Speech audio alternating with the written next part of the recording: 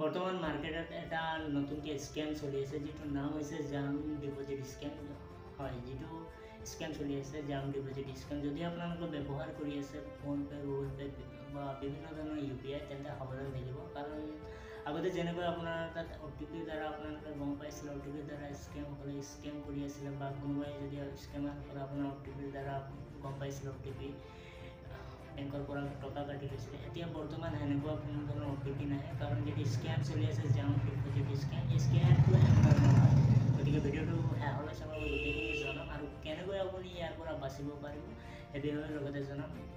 হয়, যিটো জাম ডিপ'জিট স্কেমটো হৈছে এনেধৰণৰ। যদি আপোনালোকৰ ফোনপে, গুগল পে এইবোৰ ব্যৱহাৰ কৰে, তেন্তে আপোনাৰ তাত এটা মেছেজ আহিব পাৰে, য'ত আপোনাৰ ফেক মেছেজ, য'ত আপোনাৰ ক্ৰেডিট এমাউণ্ট এটা আৰু লগতে আপোনাৰ ফেক কিছুমান একাউণ্টৰ লাষ্ট ডিজিটসমূহ আপোনাৰ সেনেকুৱা বেংকৰ ফালৰ পৰা এনেকুৱা ভুৱা এটা SMS আহিব পাৰে।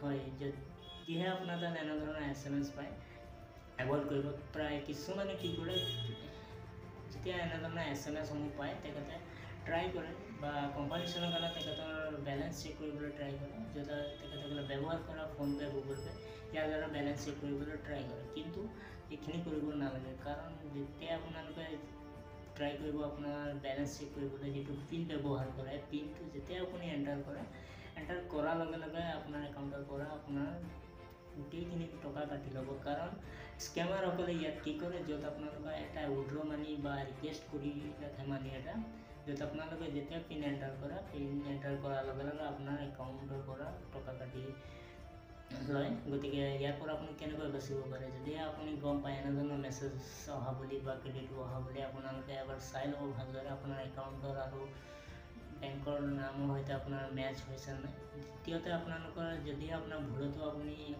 ধৰি লওক আপোনালোকৰ ফোনপে, গুগল পে যি ব্যৱহাৰ কৰে অ'পেন কৰি লয়, তেন্তে আপোনালোকে ভুলকৈ 2 টাইম আপুনি পিন এণ্টাৰ কৰিব।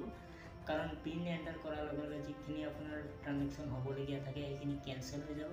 আৰু তৃতীয়তে আপোনালোকে এভইড কৰিব 30 to 20 মিনিট আপোনালোকে যেতিয়া এই SMS বা মেছেজ অহা বুলি আপোনালোকে গম পায়, এভইড কৰিব। কোনো ধৰণৰ বেলেঞ্চ চেক কৰিবলৈ ট্ৰাই নকৰিব। গতিকে এনেদৰে আপোনালোকে বাচিব পাৰে স্কেমাৰসকলৰ পৰা। গতিকে ভিডিঅ'টো ভাল লাগিলে লাইক কৰি চেনেলটো ছাবস্ক্ৰাইব কৰি ৰাখিব, যাতে এনেধৰণৰ ইনফৰ্মেশ্যন আৰু হেল্পফুল ভিডিঅ'সমূহ পাই থাকিব।